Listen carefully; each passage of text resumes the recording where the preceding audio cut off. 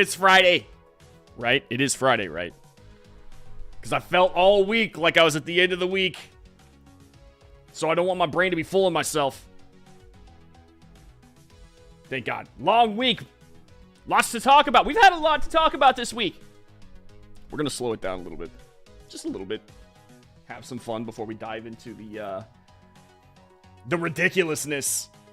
Because you don't want to always look at the lens the wrong way around when it comes to how you view the world. You know, you want to have a little fun. You want to be a happy warrior. And you also want your camera on.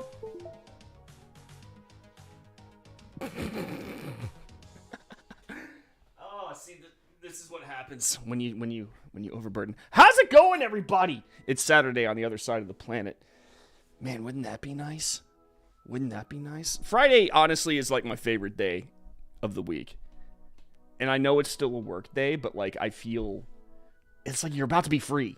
You have the entire weekend ahead of you. Now, given we're going to a wedding. We're going to a thing tonight, like the rehearsal dinner's tonight.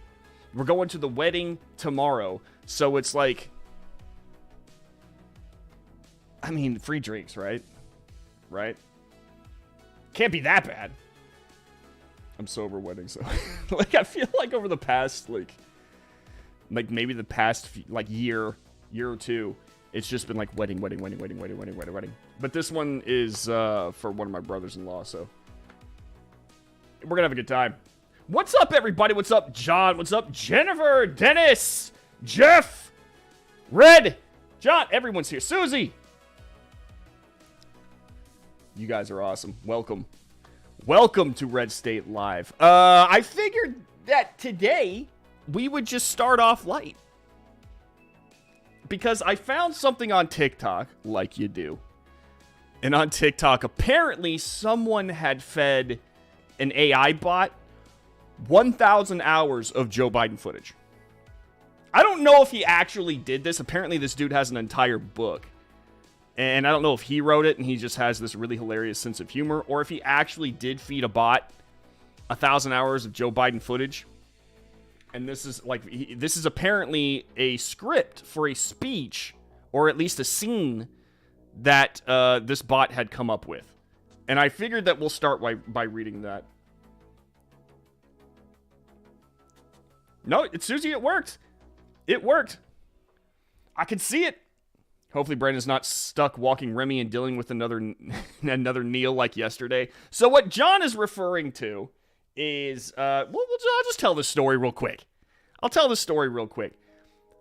I live in a neighborhood, a very quiet neighborhood that has like a little trail in the back of it. And my dog, who is very anxiety-ridden around cars and people and stuff, you know, he's very shy. He's a golden retriever. He's just a very shy guy, very timid. The only thing that really brings him out of his shell is when you throw a ball. And the way that I get him to go walking is we go on the trail and I just throw the ball. I have him off the leash, you know, and he doesn't bother anybody. If anybody comes by, he just kind of avoids them a little bit, goes around. Doesn't ever bother anybody. And we had some dude, for the first time ever, I don't even know if he lives in my neighborhood, but he decided that he wanted to throw a fit about the fact that Remy was off leash. And I realize, yeah, I'm breaking the law a little bit, but I feel like there are certain times when nobody cares. And you know how I know nobody cares? Because we have a police officer that actually lives in the neighborhood, and he sees me walking Remy without the leash all the time. He doesn't care. Doesn't care. But this guy decided to throw a little temper tantrum at me. Started condescending to me a little. Is that dog on a leash? I don't like being condescended to. So I got into a little bit of a fight. But, you know, it's fine. It's fine. It's fine. It's fine. It was fun. Not like a fist fight, by the way. Like a verbal fight. I don't want to think anybody like I'm swinging. My favorite days are days when I can see that handsome mug of yours, Jeff. My guy. Takes one to know one. Only time I cry at weddings is when there's no open bar. Yeah, I've been to a few weddings. Am I the only person who goes to a wedding and doesn't see an open bar and just thinks, rude? I just feel like, you know, if you're going to make people come and hang out and you would, you know, watch your wedding vows and stuff like that, you should probably provide drinks, right? It's like one of the more important things. We're Americans, man. You gotta... Every celebration has to have alcohol, and if you're making me pay $5 a pop for a beer at your wedding, I'm not coming to your birthday party. There it is. There it is. All right, let's get this started. Because like I've been wanting to read this to you guys because it's absolutely hysterical. So again, it's the new invisible lease. The new invisible lease. So again, AI bot apparently wrote this after watching 1,000 hours of Joe Biden footage. And this looks absolutely hilarious. So I'm just going to read this to you guys. Joe Biden's speech. Interior, speech field. On a stage stands Joe Biden. He smells a podium from behind. A crowd roars knowing Joe's nose smells America's woes. Solid. Joe Biden. I have been Delaware and Vice Obama. Now, Vice Obama. Now it's time for you to put me in a home. The White Home. A crowd chants, Bidet 2020. Okay, yes, okay. I want the next. Can somebody please start this chant up at the next Joe Biden speech? For real. Joe Biden continued. You want president that fights 4 Americans. I will fight 5. Vote Jug Biden to find out which 6. Joe unfurls his lips. His teeth shine unreal and wrong, kept strong from biting wifely fingers. Burmy wants free school, free doctors, free Willie. How does Burmy want to pay? With malarkey money. Crowd boos. Malarkey is name of a gremlin Trump built. If you bad, malarkey flushes your toilet 15 times as terrorism. This is amazing. Joe Biden continued. When I younger, I had a bully named Kitchen Steve. I actually believe that. That just sounds like a character that would actually appear in Joe Biden's past. Because he's got he's got Corn Pop, Mouse. He's got all these characters from his past. Kitchen Steve is absolutely someone that sounds like it fits in the Joe Biden canon. You know? And he stole my legs for a long weekend. Did I cry? No. I put my fist in a mailbox and mailman delivered Kitchen Steve a letter of hurt. That was 2016. The crowd cheers that Joe can remember things maybe well. Joe Biden continued. We are United States, but states not united. Hawaii swims away. Nobody knows where Alaska went. I say stick them together. Get the glue. Joe pulls a handful of glue out of his glue pocket. The crowd speaks in echoes. Go, Joe! Go, Joe! Go, Joe! Joe looks around. Who is this Joe Go? He better not bite my wife. That's my finger food. Oh my god. Joe stares ahead with confident confusion. The gremlin malarkey dances and cackles in the crowd. Joe points at him. Look who it is. Bernie Sanders. That's just the first page. Apparently this dude has an entire book. I want to get this book. God, that's amazing. That is absolutely amazing. I need an AI to write everything. Have you guys ever watched those? The AI, YouTube is full of them. They feed AI all sorts of movies and stuff, and then they ask the AI to compile a movie itself out of what it learned. So if it's a rom-com or something like that, it writes its own rom-com. They're the most freaking hilarious things I've ever seen. If every celebration needs alcohol, you'll want to skip mine or bring your own. I mean, I don't mind a BYOB, just don't make me buy beer at the event. It's expensive and stupid and complicated. I'll just bring my own beer. This is amazing. Pretty spot on so far. I know, right? This is actually, like, it's pretty accurate for an AI. As fantastical as it was, you know, this is actually making more sense than Joe Biden. So sad. Malarkey money. You better not bite my wife. That's my finger food. Kitchen Steve is the Joker to Biden's Batman. Oh my god, that's... I need to, like, create a Kitchen Steve character. Like, for Twitter. And just have him respond to everything Joe Biden does. Everything. What's up, Jim? Welcome. Welcome. All right. Let's dive into the nonsense. Home Depot tells its staff they're white privileged oppressors and marginalized victims. This makes me sad. Look, during the pandemic, you had nowhere to go. Like, during the early parts of the pandemic, I should say, when everything was closed down, you know, states were just, like, locking stuff down left and right. The only thing that were, like, stores that were open were stores that were considered absolutely essential, and Home Depot was one of those. And you could go absolutely nowhere, but you could go to Home Depot. So guess where everybody was? We were at the Home Depot. I was at Home Depot more times in that, like, one stretch of, like, that stretch of months than I had ever been in my entire life. Home Depot was the place to go to hang out. You know?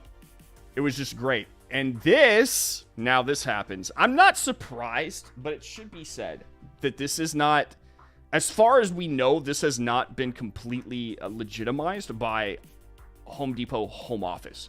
Apparently, there's Home Depots in Canada. I didn't know this. You would figure Canada would come up with their own, you know, do-it-yourself store, but apparently not. They have to take everything.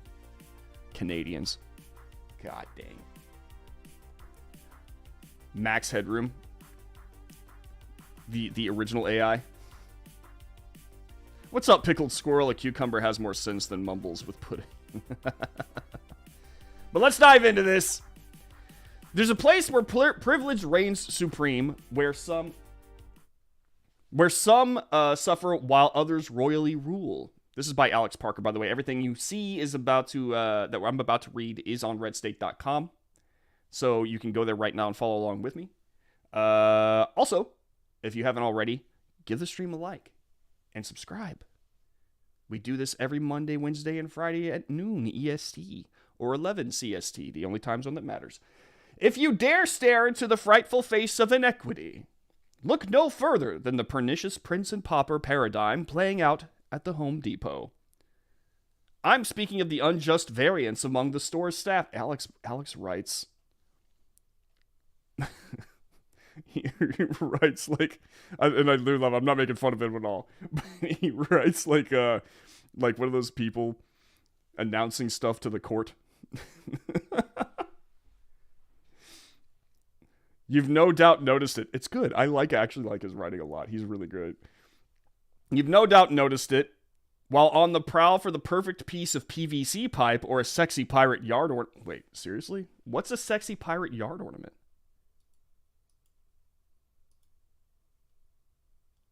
That's available? I didn't know that you could get this at Home Depot. Okay. I'm just going to buy one and just put it in my yard and just let my wife discover it. I'm not going to tell her about it. I'm just going to let her discover it. You couldn't help but observe the vast array of social ladder rungs represented by the viceroys and victims in orange aprons. Thankfully, the home improvement chain recently attempted to reshuffle society's deck.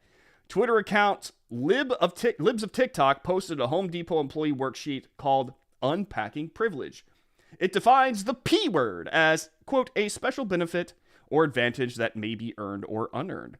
A person may or may not be aware that they are benefiting from privilege, the handout states. Those helping do-it-yourselfers locate a 2-pound bag of bat guano or econo-sized container of coyote urine should be versed in privilege of 2 types. The fact that you can buy that stuff at Home Depot, just... God bless America, man. I don't know why you would need bat guano or coyote urine, but I'm glad that I go somewhere to find it if I need it. You know? Social privilege, special unearned advantage or entitlement used to one's own benefit or to the detriment of others. These groups can be advantaged based on social class, age, disability, ethnic or racial category, gender identity, sexual orientation, and religion. White privilege, societal privilege that benefits white people beyond what is commonly experienced by people of color under the same social, political, and economic circumstances. Apparently, this is it right here. So it defines privilege, gives you these two examples, and then it says, what does privilege look like?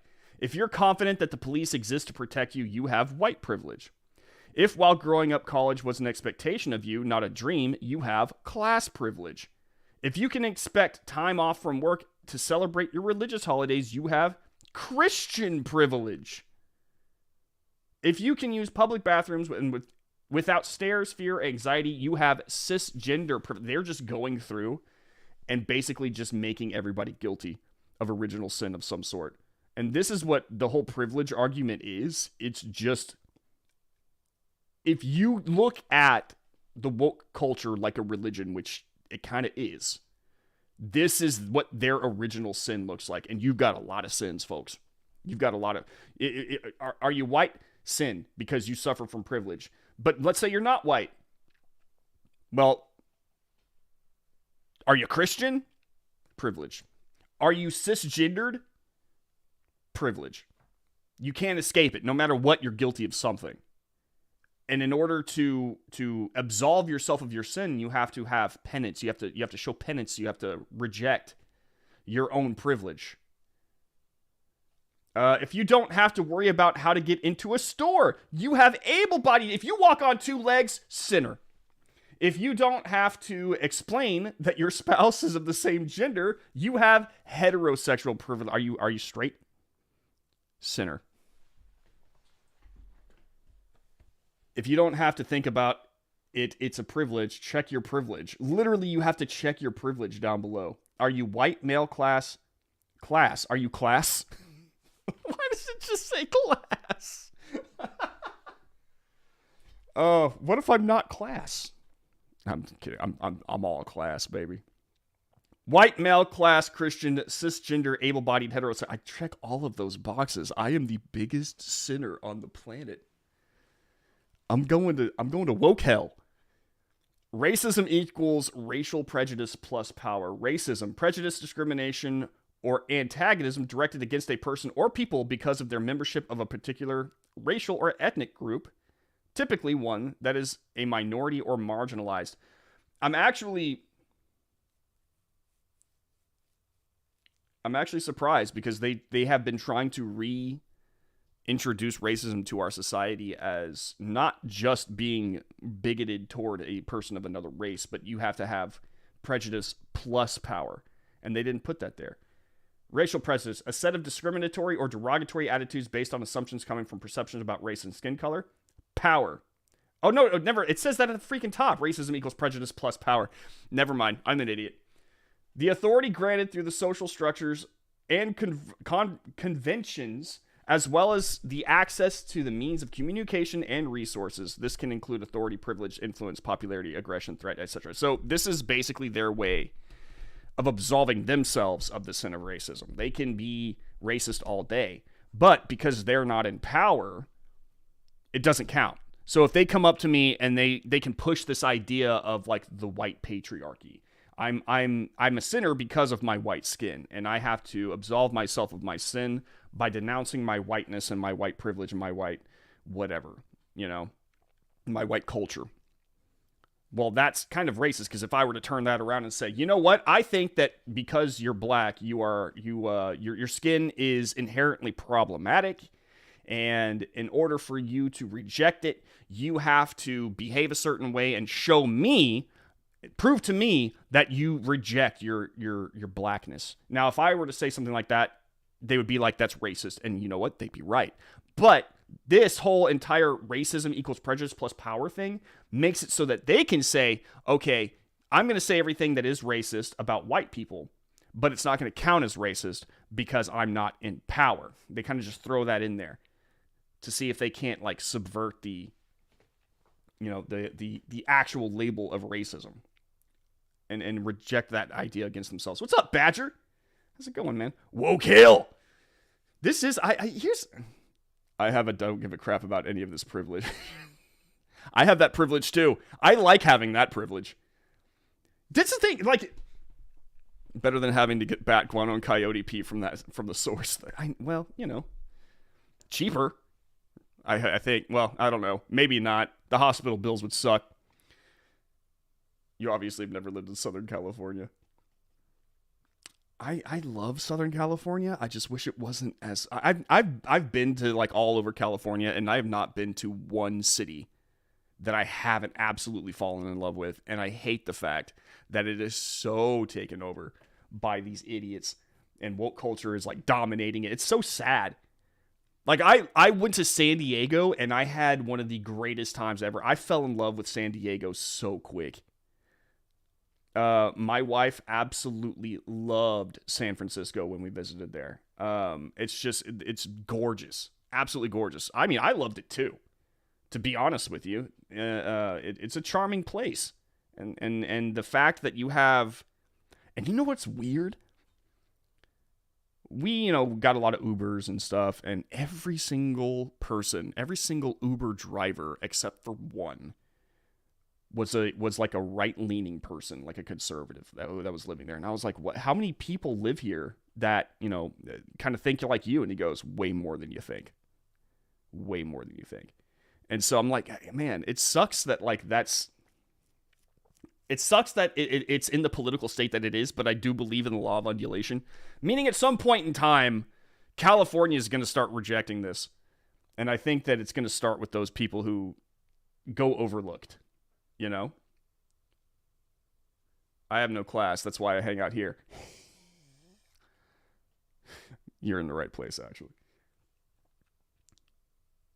I'm not familiar with Tarzana, California. I'm in Indiana, so I'm more familiar with Detroit and the surrounding areas. I've been to Detroit, I think, one time, and I was so young I didn't remember it. I've been all over the United States, and I got to tell you, of all the places that I've visited, California has some of my favorite cities, and then Las Vegas. Absolutely love Las Vegas. I can't help myself. I love Las Vegas. But Texas is the place I love to be.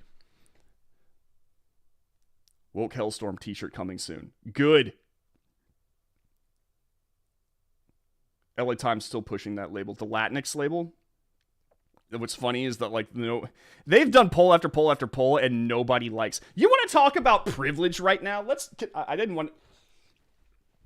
The media has a privilege that no one talks about. They can literally send out poll after poll after poll that says Latinos, they do not like the Latinx label. They reject it. And the media is still pushing that label on them nonstop. And they don't even blink about it. They get back pats from everyone else. They're like, yeah, good job. You're so progressive. You're so progressive for the Latin. Latin is already a unisex label.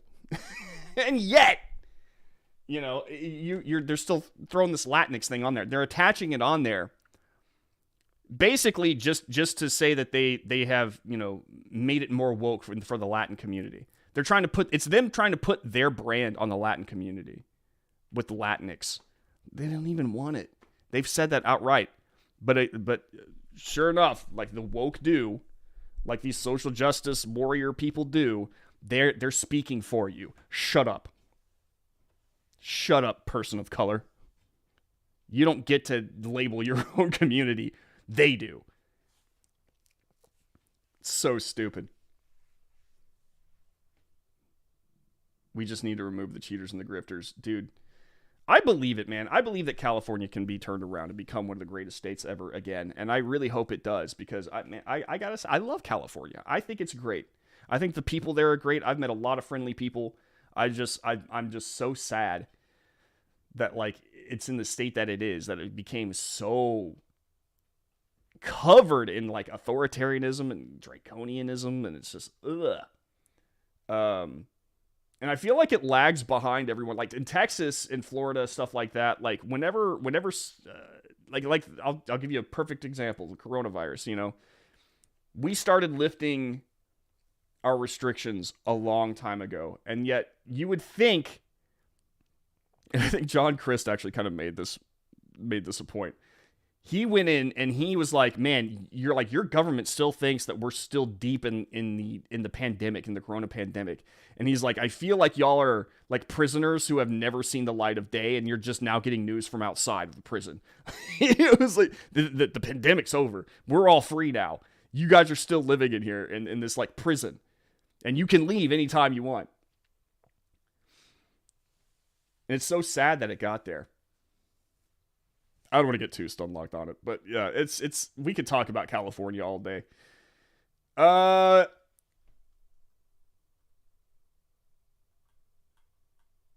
This is the other page. Talking about white privilege. So I thought this is interesting. You have two like cutesy cartoon characters talking about privilege. And I was like, how apropos. Because this is so childish that they feel like they have to infantilize you by making this into a cutesy comic for you, and so that you can really understand what it is to be woke. They even address like why it's uncomfortable to talk about white privilege. The word white creates discomfort, especially when individuals are not used to being defined and described by their race. No, because it's just racism. If I just started coming up to you and started complaining about, your Hispanic, skin color and all this stuff, you would start to get uncomfortable too. But these people are like, well, it's just uncomfortable because you're white and you're not used to this. No, it's uncomfortable because it's racism. And it is antagonism. It is societal antagonism. And you're trying to make it out that, people who are uncomfortable. It's this Kafka trap nonsense where it's like, the fact that you're uncomfortable when we talk about this just proves we need to talk about this. No, this is just racism. When people hear the word, quote, privilege, they feel like it suggests that they have never struggled. When people hear the word privilege, they feel like it suggests that they have never struggled. So then what do you... whatever. White privilege does not mean your life has not been hard. It simply means that the color of your skin is not one of the reasons that makes it harder. So they completely take out... Like, your life's been hard, but it's not because you've been white. If you are targeting somebody for their skin color and they have been passed over in jobs and stuff because their skin isn't the right color, because the business is more inclined to hire somebody for diversity reasons, there are universities out there that literally take away points from your SAT score when considering you because of your skin color. Asians actually get it even worse than white people do, believe it or not. Then yeah, your skin color was the reason that you were held back. But these people want to make it clear that that never happened because you're white. This is just racism. When you feel uncomfortable talking about white privilege, here are some questions to ask yourself. Why does this unsettle me? Because it's racist and it's antagonism and it's definitely not polite. How does this lens change my understanding of racial dynamics? It doesn't. It just makes me think that you're a psychopath. How can my unease help reveal the assumptions I have been making?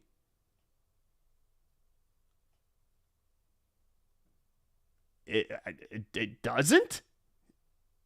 Is it possible that because I am white, there are some racial dynamics that I can't see? Of course. Look. But that's not just that. Look, anytime that you're raised in an environment of like your family is a certain, not even color. I won't even go to color here. Culture.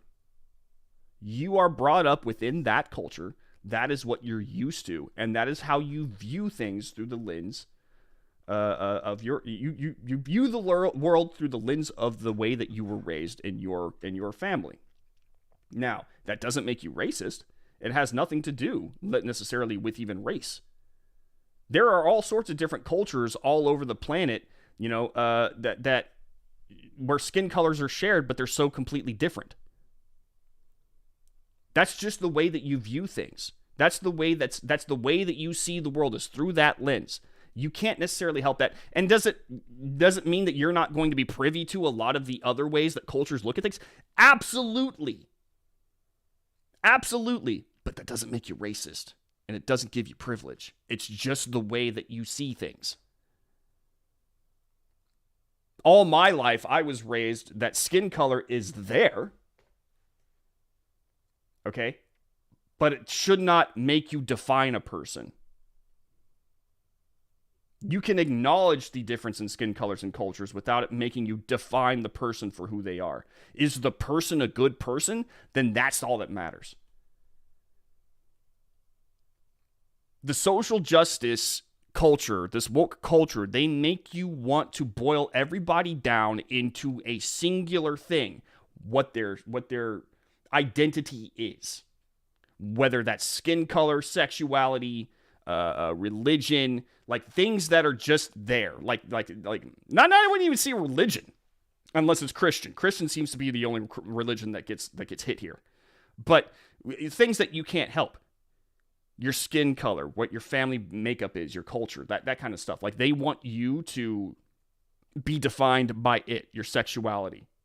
Like all that stuff.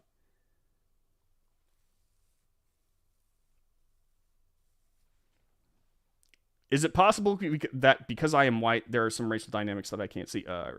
Am I willing to consider that possibility? My question, are you? Because these people who write this stuff seem to be insanely confident in their own nonsense. Like they don't, and we've talked about this before on this stream, where they see the world through their lens and they do not even consider the fact that they might be wrong in some way. They don't even think it. Their bubble is so thick and so tight that nothing can get through it, including themselves, including their own thoughts, including their own critical thinking. It completely disappears. If I'm not willing to do so, then why not? I don't think that anybody should be willing to do so on their terms. And I think that's important. I think that this is something that that's a question that tries to back you into a corner. Why not? Why aren't you thinking about it? Well, I don't want to think about it in the way that you're thinking about it. Because the way that you're thinking about it is toxic. It's absolutely racist, and it doesn't help anybody. It creates a division, is what this creates. Black people don't like the people of color term, but white progressives use it anyway because they don't care what melanated people think. Well, Jeff, they speak for you, and you need to shut up and sit down. Okay? These people are psychopaths. Cosign Jeff Charles, some of us don't even like the African American thing. It's more made up PC wokeness. See, it's funny that you have black, and not just Jeff and Jennifer here. I've seen so many examples of many black people speaking up and being like, hey, this is not, I'm talking also like celebrities. And they're just like, this isn't right. Like, this is weird. You guys are infantilizing us. This is the soft bigotry of woke expectation. Well, pretty much. Soft bigotry of low expectations. And again, that's something that they don't even consider, these woke culture idiots. They don't consider the fact that, we're speaking for you is insulting in and of itself. We're speaking for you to the white people of the United States, or of all the West. Why don't you let them speak for themselves? And why don't you let them have a difference of opinion? Because apparently they're not allowed to have a difference of... Jeff and Jennifer are not allowed to have a difference of opinion, apparently, because if they don't fall in line, they're not black. They're not black enough. Joe Biden straight up said something like that. And if you even remotely speak out, and I'm pretty sure Jeff and Jennifer can attest to this, if you speak out while you're black, the white left will find you, and they will try to destroy you. Clarence Thomas, perfect example. And we're going to talk about him here in a second. Clarence Thomas, Republican justice. Or at least I should say more like right-leaning justice. Really great guy. The left has been trying to destroy him for forever. And they will make up any lie they can to do it. They celebrate when he like recently he was put in the hospital because of an infection. And you would have thought it was the end of Star Wars, man. People just throwing all sorts of like party, like, so I hope something happens to him. Celebrations galore. They really think that he's going down for I hope not, dude. Prayers up for him. I noticed no one talks about Georgia anymore. Weren't they the first to lift the Wu flu restrictions? Were they? I think maybe they. I can't remember. Actually, Florida's pretty much sucked up all the air in the room, and for good reason though.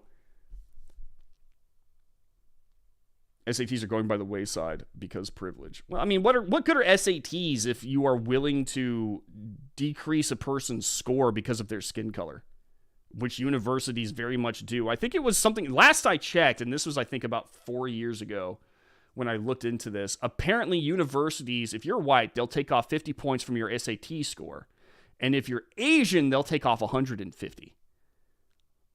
Like, that level of nonsense, like, that is racist right there, but they don't really talk about it. And the reason they were doing that is because they wanted more diversity among their students, and Asians and white people were apparently dominating the college scene, and they wanted to bring in all sorts of different races to make their campuses look more like a brochure, you know? And look, again, I'm not, there is nothing wrong with diversity, but diversity for diversity's sake is not okay. Because technically it's a lie. You know, people need to be able to get in on their merit. And there are I feel like all the people who got in who are black or Hispanic and stuff like that, who got in because they were smart and they worked hard and they did what they needed to do to get there, I would feel insulted because they were choosing my skin color, not because I worked so hard, but because of my skin color.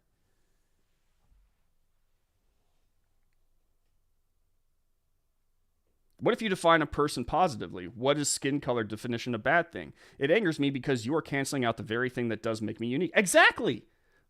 They boil you down to your skin color. But that should be a serious wake-up call. Like why? You know, if your name is Jennifer O'Connell, you're an amazing writer. You're a great thought leader. You know, you have all these accomplishments in your life. You have a personality that is all your own. But they don't see that. What they see is your skin color, and that's all that's useful for them. But they also, while they completely dismiss you and all you are, and just embrace your skin color, are talking about how they care about you and how they're looking out for you. That is nonsense. That is straight nonsense, man. The fact they have pulled the wool over our eyes when it comes to race, these radical leftists, for so long that people just accept that as fact. And it's so sad, man. This is why, just real fast, this is why we actually absolutely have to like seize these big platforms and infiltrate and become part of them and start spreading our influence, because they had a monologue going for so long in Hollywood, CBS, NBC, ABC, all these things, like these major platforms. They've had a monologue that people just accept what they've been told for a long time. Thank God for the internet, and now this monologue has become a dialogue. And it's getting easier for us to get our message out. But it's still bad. It's still bad. But for progressive ideas to take root, one must suspend reality and conventional wisdom. Yeah, we talked about that the other day. How just, you know, it's an absolute... In order to embrace a lot of this stuff, here's the reason why, Badger. You have to reject reality, because if you let anything into that bubble that I previously discussed, everything starts to break down, and you need for your reality to maintain itself in your mind. So you will go to great lengths to make sure that that bubble stays tight and impenetrable. In order to do that, you do have to reject reality, like actual reality. And so you create and concoct this fantasy world around you. It's why, it's amazing how pervasive this bubble is. Because like we said last in 2 episodes ago, it was Jimmy Kimmel who was literally out there talking about how Republicans were, secretly donning hoods over Ketanji Brown Jackson. Donning hoods, and they just hate her because she's black, and there was a writer out there talking about how, if we could, everything that we do is a racist dog whistle, and if we could, we would just, go back to the days of burning crosses in the yards of black Americans. It's that level of nonsense. Are people like that here in the United States? There might be a handful. But there is no possible way that is the rule. It is at best a fringe exception. Racism totally exists, absolutely. But have you been to other countries? The United States is one of the most progressive when it comes to how it views race. But again, they can't have that be known, because if it is, it's bad for business. Hey, April. We are not minorities. We are Americans. There you go. Humans are the only creatures on the planet to do this. Emergency powers are still in place. That needs to go bye-bye. Yeah. Happy Friday, Becca! Black conservative clutches pearls.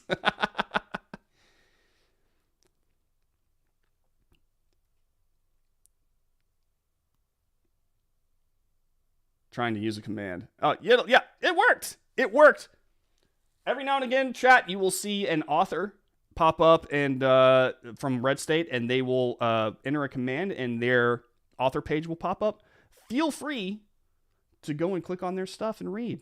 It's all good stuff. Also, if you haven't already liked the stream, press subscribe. I don't know if I want to continue with this. The person is uninformed. The person is defensive. Here are a couple of ways of approaching the conversation. Provide some materials to read and watch? No. Set time to sit down and review what you have both learned? No. Share concepts in your own words. I like the fact that they're making this out to be like a classroom. Like this is such classroom looking, like provide some materials to read and watch. Like a teacher. It's almost like a teacher. Set time to sit down and review what you have both learned. This is infantilism. The person is defensive. Try to understand their mindset. Sometimes people have difficulty empathizing if they are not affected or can't relate with a similar experience. Think creatively to change your approach. Frame ideas with language they can identify with. This is so, oh my God, this is so crazy. On Wednesday, Home Depot lent insight to the New York Post. A spokeswoman from the Home Depot U.S. headquarters confirmed to the Post that the white privilege notice was material from its Canadian division. She said it hadn't been approved by the company's diversity and inclusion department. The flyer had a Home Depot logo at the top. Given what the company boasts, a diversity and inclusion department, might similar information be issued nationwide? That remains to be seen. In the meantime, I'm happy to have been proven right. On Monday, I was in Beverly Hills, and as I passed the immaculately manicured yards, the Buckingham-worthy walls, and private security guard gates, and the multi-chimneyed mansions, I marveled over the privilege poisoning such picturesque streets. And I made an audacious assumption, which I'm glad to now see confirmed. Those entitled sacks likely work at the Home Depot. So awesome. Here's what I would do if I was Home Depot, the home office here in the U.S. I would go to the Canadian. Let me say this first before I do this. Who do you think shops at Home Depot? It ain't these white privileged, woke idiots fresh out of college who have never worked a day in their life. They have never picked up a hammer. The heaviest thing they've ever picked up is a marker and a poster board so that they could write on it and attach it to a stick and then parade around out front of some poor guy's business because he decided he didn't want to bake a cake. That is the heaviest thing that they've ever had to do. The people who work at Home Depot, shop at Home Depot, are people who work for a living, who go out and they have that do-it-yourself attitude. They're not afraid to get their hands dirty. They probably got a beer gut. All right. It is wives who want to do their own gardening and contractors who need lumber, that kind of stuff. These people are probably not going to spend a lot of time caring about this woke culture nonsense. And for Home Depot to spread this around is incredibly dangerous, because a lot of these people aren't going to tolerate this crap. And they're trying to force it on them, talking about like their white privilege, their Christian privilege, their able-bodied privilege. This is an insult to customers. So here's what I would do if this was not actually allowed to buy home. If this was not signed off on by Home Depot corporate office here in the U.S., here's what I would do. I would go to their Canadian division. I would walk in there and I would point at everyone in charge and I would say, "You're fired. Get out." From the top to the bottom, whoever was involved, if they agree with it, they're out. Bye. See ya. You're fired. Because this is a big statement to make, especially in this day and age. And they just made it without approval. And I know that they can do that because there's another company that has done this before. See, back in 2020, there was a lot of people at Red Bull who decided that they wanted to make the company woke, despite the fact that the people who headed up the company said, "We're not going to get involved in politics. This isn't us. We're going to stay out of it." These people tried to force Red Bull into being woke, and they released all sorts of stuff that they considered damning to, they tried to blackmail leadership and all sorts of stuff. So what did Red Bull do? Fired them, got rid of them, chopped them off at the head, man, just gone. This is back in 2020. I'm going to read this to you guys. Woke Red Bull execs fired after attempting to force company into Black Lives Matter virtue signal. Companies are routinely being pressured to show their support for Black Lives Matter. Those who don't are under threat from the mob to be accused of being racist and in support of police brutality. The idea that silence is violence has forced many a company executive to cave out of fear that they'll be personally held responsible by the mob and their entire life will be ruined. Red Bull has taken the opposite tack. In fact, it fired execs attempting to force the company into a BLM virtue signal. According to the Wall Street Journal, Red Bull North American Chief Executive Stefan Kozak and North American President and Chief of Marketing Amy Taylor were both terminated from their positions after they attempted to force the company to support BLM by subversively creating racial tension within the company. Kozak and Taylor were reportedly trying to push the idea of systemic racism within the company in order to force in diversity hires. The internal tension reached a boiling point after 300 Red Bull employees signed a June 1st letter protesting its public silence in regards to BLM.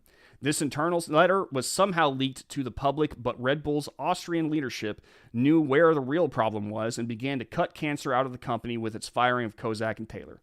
To boot, an offensive slide that depicted how ignorant Americans view the world was also leaked to the press, and one responsible for that, Florian Klaas, I think that's how you pronounce the name, Red Bull's head of global culture marketing, was also fired. Just to make sure the message got across, Red Bull discontinued its cultural marketing programs as well. Red Bull made it clear that when it comes to racism, they reject it in every form. Every form.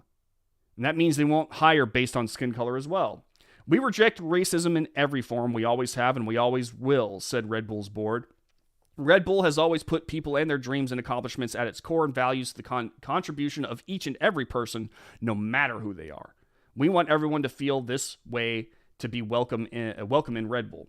Normally, events like the release of the slide, the internal letter, and pressure from employees to support a socio-political cause would force a company to cave. But Red Bull is not led by that kind of person who would cave to such a pressure. According to the Daily Mail, Red Bull CEO has taken a hard stance against political correctness and has even shown sympathy for Donald Trump in the past. Red Bull did the correct thing here. Many companies that do cave to social pressure to support a cause do purely out of fear, and many of these causes can't be considered pure. This especially goes for Black Lives Matter, which continues to use a concept of equality as a shield for its political purposes. By firing these executives, Red Bull saved itself a takeover by either overt or unwitting Marxists. While that may sound hyperbolic, it should be understood that Black Lives Matter is a Marxist organization by the confession of its own leadership. Pushing racial hiring practices and divisive culture groups within a company is part of that playbook. Sadly, this will not mark the end of Red Bull's troubles. It's likely that it will now face a wave of backlash for its actions. However, if Red Bull does hold strong, it will likely not be affected much by the issue. And again, I wrote that back in 2020, and I was right. Red Bull did not cave 1 inch, and nothing happened to them. They chopped off the heads of the snakes the moment they rose up, and the company was fine. Red Bull is still one of the most popular energy drinks in the world. It just goes to show you, you can actually go in there and just clean house. Get these activists out of your business. And when they throw a temper tantrum, don't even give into it. God bless Red Bull, man. People need to follow Red Bull's example here.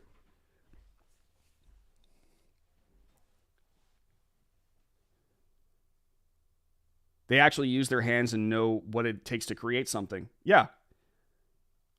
And that should worry Home Depot home office. That those people who aren't going to tolerate that stuff, who aren't going to sit here and be told that they have original sin because they're white or privileged, because they can move around while other people can't, that they're Christian, that they're straight. These people they don't have time for it. In Home Depot, if I was Home Depot right now, I would do exactly what Red Bull did. I would go in there and just start. I'd lead people's careers to the guillotine and make it very public and be like, no, these people are gone. We don't tolerate racism here. Get out. We don't tolerate sexism. We don't tolerate, whatever privilege nonsense you're talking about to make our customers and our employees feel as if something is wrong with them for who they are. You're gone. From the top down, out. There are people who want to fill these roles, and we're going to find them.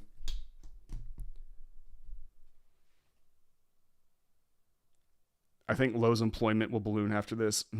All Lowe's has to do is nothing. They'll win this fight. Get woke and go broke. Yep. Time after time, it's been proven. Aren't Disney employees starting to push back on some of that nonsense? Badger, I'm so glad that you brought that up because I wanted to talk about this too. We've got, I think I saw that most of them were getting shouted down, though there was one actress from an ABC show that spoke out. Yeah. So here's something that I thought was interesting about the Disney thing, and I've got this pulled up right here. This is the Disney walkout that supposedly happened.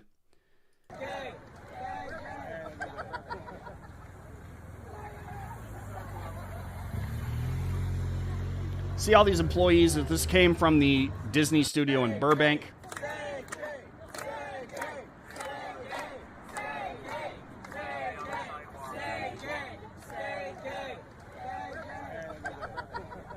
Okay, so they've also included other pictures. I've noticed that, they've got, where was it? Yeah. This is in front of the animation building. I'm not sure if these are the same people as the people who were walking or if this was in Burbank or whatever. I'm willing to bet that there is a lot of, if it is, that there was a lot of crossover. They apparently also had one in front of the Pixar building. Here all this is. So let's say that, and I think that they said somewhere around like 200 people took part in this, if I'm not mistaken. How many people work at Disney? How many people work at Disney?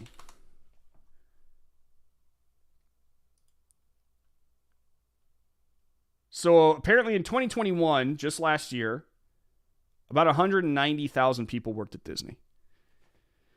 So if about 200 did decide that they wanted to protest in favor of this, or against, I should say, against this Florida Don't Say Gay bill, which, by the way, does not say gay anywhere in the bill. It does not in any way, shape, or form stop people from having a conversation about being gay in the school, period. What it does do is stop people from teaching kids sex and sexuality from the 3rd grade down, which, by the way, I'm going to say it again and again. I don't think it goes far enough. I think from middle school on down. It's not the teacher's business. I would even say high school too. I mean, to be honest with you, just public school doesn't have any business teaching any of these kids anything like this. None. But if 190,000 people worked there and 200 came out to march, and some of those I'm willing to bet don't really truly have a dog in that fight. They were probably pressured or coerced into doing it, because nothing is worse than sitting there trying to, be at work and then a few of your coworkers coming out, hey, you coming to march with us? No. Why not?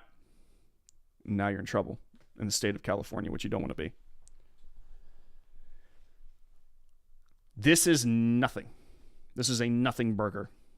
I think that the media is doing its absolute best to make this seem a lot bigger than it usually is. And we've talked about this on the stream before, how the left loves to play with numbers. They like to make you believe that they are in greater numbers than they actually are. I think that you saw people who were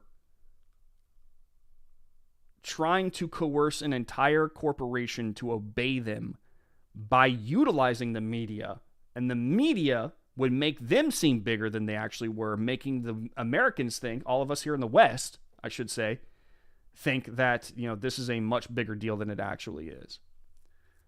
I want to remind everybody that this whole entire walkout from Disney was based on a lie. The Don't Say Gay thing, not true. It's not even real. They haven't read the bill at all. And Disney is caving to something that they really should not. If I was Disney, if I was at the head of Disney, here's what I would do. First, I would do exactly what Red Bull did.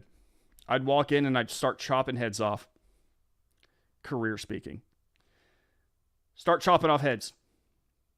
You don't bring this to my company. You don't try to make me look bad in this company. You don't speak out like that against my company with based on a lie. You're out. Peace. Bye. Get your crap and walk out. And don't come back. This ain't no march. Go.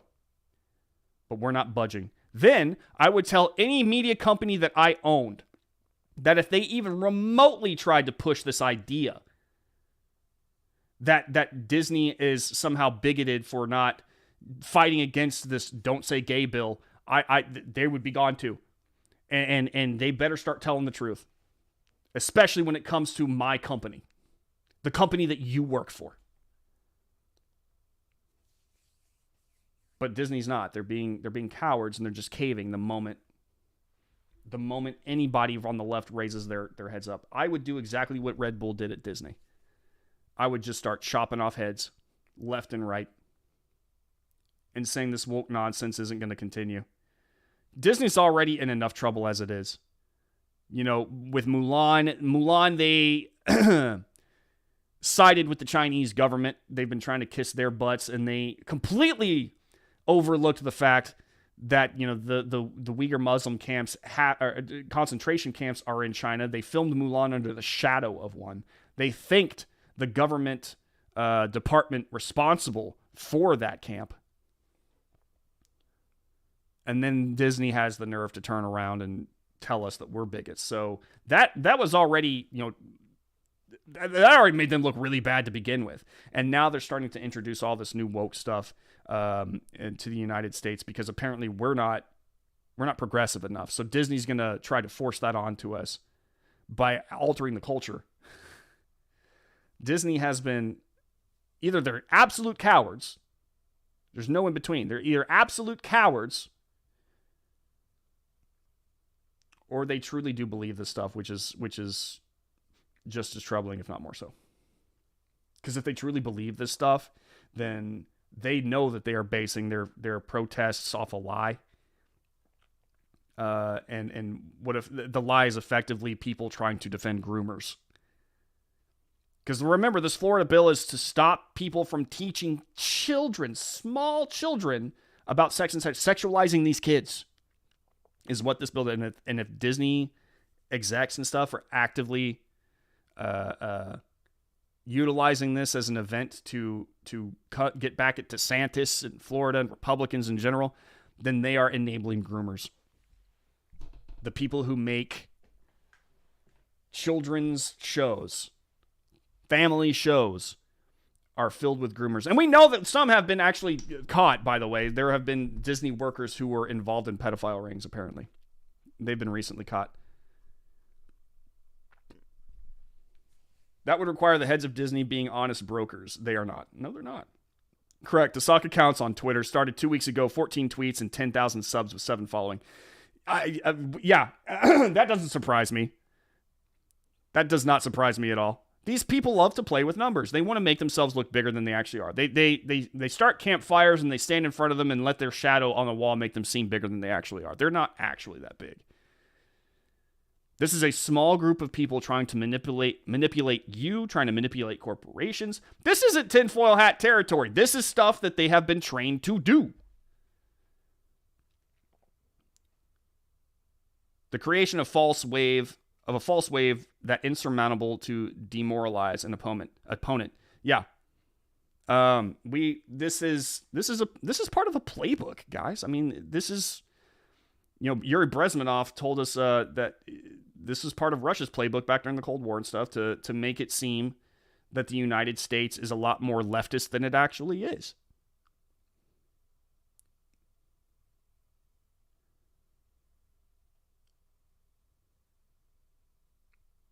They're absolute cowards. Or both, legalizing grooming. Yeah. They could be both. I mean, the absolute cowards and also just they I mean, maybe it's because they're in the bubble. They don't also know any better. It's they're willing just to say yes sir to whatever the leftists say. Whatever's in vogue in that moment. You got it. They don't want to tell them no because it's too much of a headache to do so. This is what happens when you let these people infiltrate your business. They make you think that they are much more powerful and bigger than they actually are. Red Bull had the right idea. The moment that they start trying to pop up like that, lead them to the guillotine. You're out. Bye. Not in my company. This is my company. And you'll take it over my dead body. You're on the street. Peace. Speaking of Clarence Thomas, I mentioned him earlier. Did Pootie put a bounty on Soros? I don't know. I don't know about that. You may or not be aware of, so Clarence Thomas, we just mentioned him earlier. He's got the 6. He's in the hospital. He's got some sort of infection. I'm praying that he turns out okay, that he pulls through this. And not just because I like him as a Supreme Court justice, but because, he's a good guy, and good guys need to not have infections. You may or may not be aware of another rabid tinfoil hat conspiracy theory running through all of liberal media. The people, I actually hate saying the word liberal to describe leftists. This is just a personal thing. If you do it, you do you. I hate calling them liberals because they are the least liberal people on the planet. The term, they don't deserve that term. And I think they try to make themselves seem like they're liberal based off of the abortion argument, But when have you really seen liberals be really liberal? Because I can't remember a time. The people buying into it are the folks that were primed by the fake Russia collusion story, the same people who believe every false story pitched by the evil Orange Man. But the latest one has an evil purpose on the end of it, to try to do anything they can to attack Justice Clarence Thomas and change the Supreme Court while Joe Biden is in power and Democrats have control in Congress. It's particularly evil at this time, since Justice Clarence Thomas was, at last check, in the hospital with an infection. It's not clear if he is still there, and it's a bit concerning that we haven't heard anything since they said that he would probably be out of the hospital in a day or two at the beginning of the week. Now, the crux of the conspiracy theory seems to be to accuse his wife, Jenny Thomas, of trying to overthrow the election, attach her to the January 6th riot, and then claim that somehow that should force Justice Thomas out.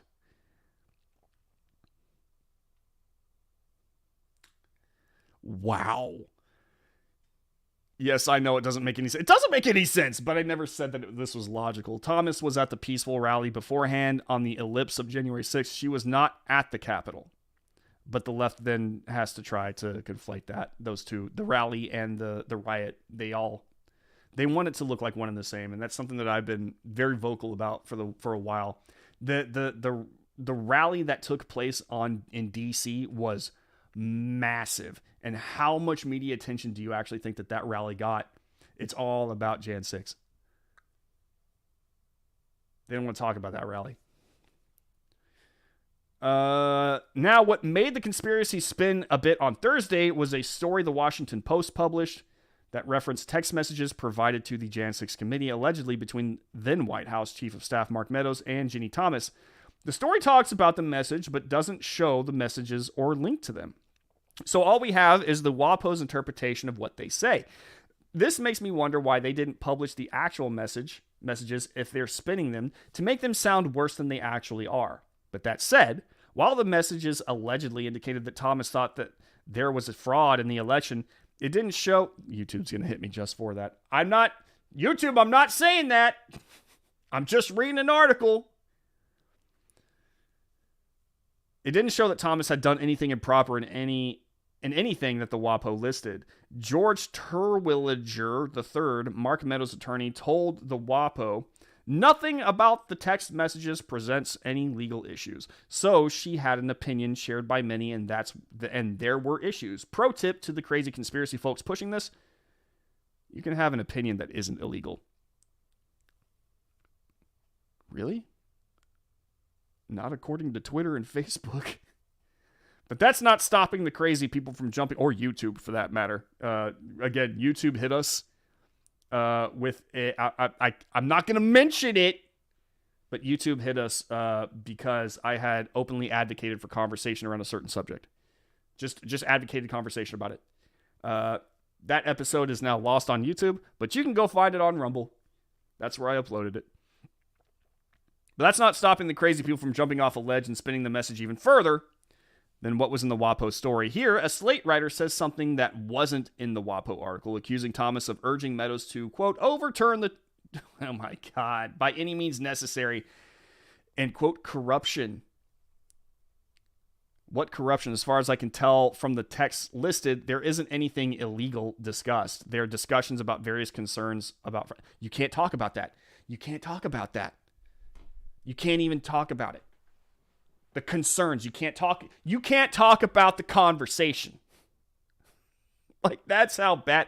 And they make it seem like even, this is how you know that we've entered a time when free speech is like at its most threatened. You can't even talk about the talk. Like, I'm pretty sure that I'm going to get issued another warning just for reading that from YouTube. No, not another warning. This will probably be a channel strike. How sad is that? You know what? If they do, they do. Whatever. So now I'm guessing that, okay, so now all these people are trying to make it seem like Thomas knew something. What does Clarence Thomas know, and when did he know it? This is deep stuff, y'all. But while the effort is delusional, so was the Russia collusion. Democrats pushed that for years and damaged the country in doing so. You still have a boatload of people that believe that lie. Democrats, including Joe Biden, also didn't have any problems with trying to push the first high-tech lynching of Thomas. It's not surprising that they would do anything to try another now when they are so desperate to grab a Supreme Court seat, even as Thomas lies ill. It's despicable and disgusting. So let me not be the final words on this mania. Let Clarence Thomas be the final word on the evil that the left has perpetrated against him and his family when he termed the smear against him a, quote, high-tech lynching.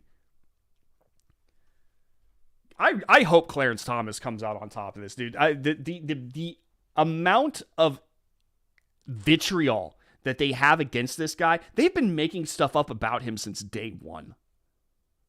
Day freaking one. It is pathetic how hateful they are toward this guy. And here we are getting lectured about, how we're the hateful people, how we're all the racists. But not the left, not the Democrats. There are a lot of Democrats. I want to reiterate this. There are a lot of Democrats out there that are absolutely lovely people who think that this is absolute nonsense. God bless you all. I hope you guys take back your party because this is insane. This is absolutely insane. The things that they do to try to destroy people. I mean, and not just Clarence Thomas. The dogma lives deep within Amy Coney Barrett. Poor Justice Kavanaugh. You want to talk about a guy who was put through the ringer. I mean, for no reason. I mean, if you come down on a guy that hard with all sorts of lies and nonsense to the point where he cries in public, that says more about y'all than it does him. Good God, man. I mean, like, even that, like, I remember they were trying to make it seem like Justice Kavanaugh, and I like to say that now, Justice Kavanaugh, that apparently he ran a underground sex trafficking ring when he was in high school or early college, and he was so good at it that apparently no one had ever talked about it afterward. No one had even known about it.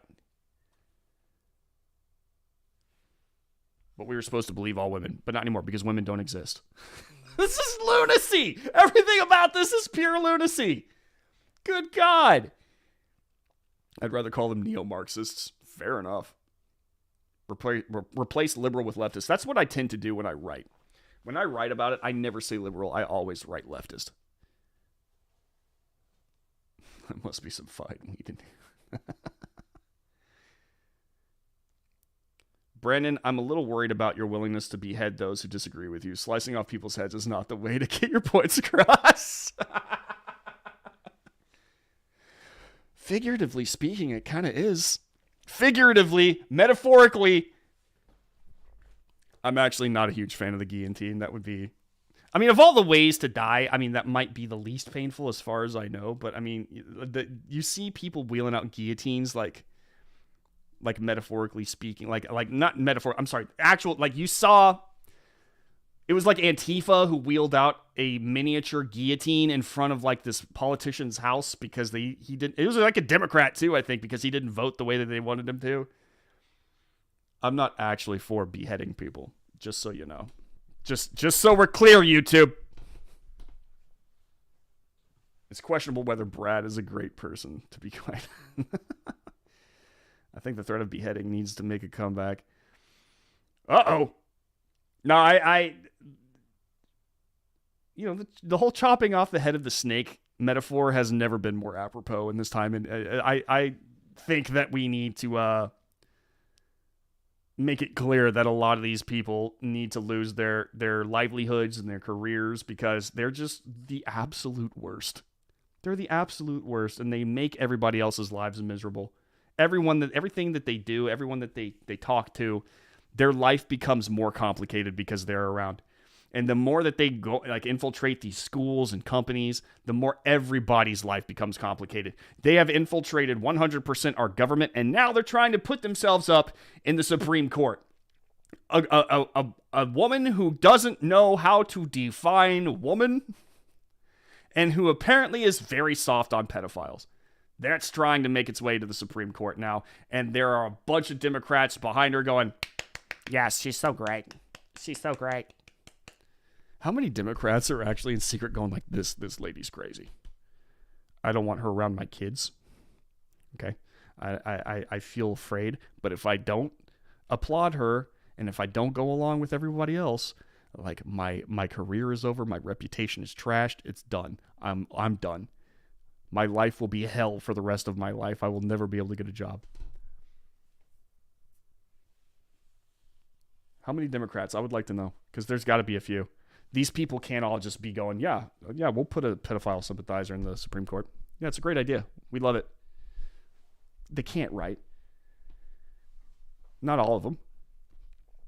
I'm concerned. Like, you can actually see how these people have infiltrated the media too, because they're trying to defend her and trying to make it seem like going light on pedophiles is the great thing to do, because our current laws on how we punish pedophiles and people who distribute pedophile pornography are apparently a little too draconian. The same people who decided that they wanted to make kids wear masks and make everyone lock down and close their businesses and not go to funerals and not go to hospitals to visit their loved ones who are in there.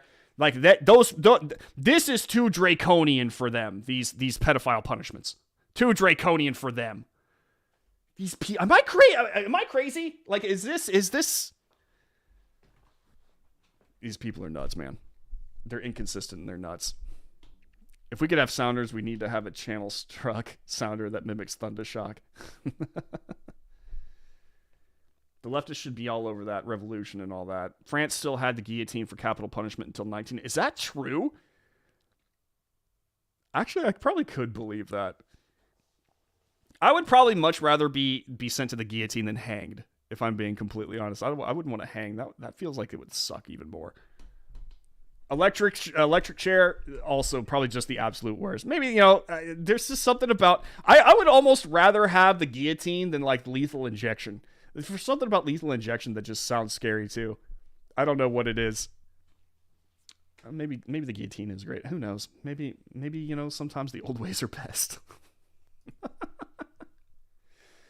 Oh my god. Guys, what a great Friday. What a great show. Thank you guys so much for showing up. I didn't get to get to all this other stuff. Like this excellent meme that Donald Trump Jr. posted. And it's absolutely true. Believe all women, some women. What's a woman? Women don't exist anymore. Fake news targets Ron DeSantis again and leads to a satisfying takedown. Here's what I'll just say. Go to redstate.com right now. A lot of this stuff is on the front page. Go and read it. And if you're not already a VIP member, please, by all means, go and sign up. It would really help us out a lot. We are not friends with Google.